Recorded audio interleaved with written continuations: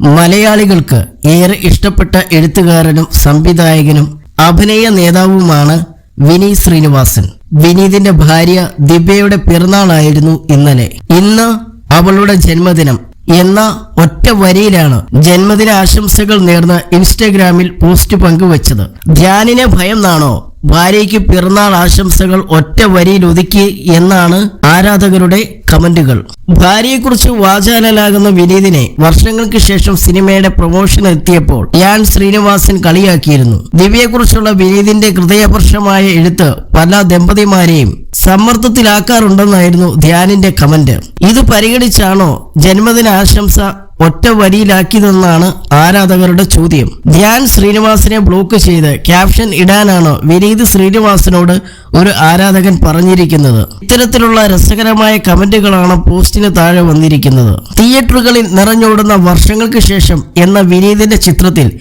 ദിവ്യ ഒരു ഗാനം ആലപിച്ചിട്ടുണ്ട്. വിനീതിനൊപ്പം ജീവിതഗാഥകളെ പോരുക ഈ നിമിഷം എന്ന ഗാനമാണ് ദിവ്യ പാടിയത്. ഈ സിനിമയിൽ ആ പാട്ടിന്റെ ചിത്രീകരണത്തിൽ ഗായികയായി ദിവ്യ എത്തുന്നുമുണ്ട്. വിനീതിന്റെ തന്നെ ഹൃദയം എന്ന ചിത്രത്തിലൂടെയാണ് ദിവ്യ പിന്നണി ഗായികയാകുന്നത്. ഉണക്കമുന്തിരി എന്ന് തുടങ്ങുന്ന ഗാനം വൈറലായിരുന്നു.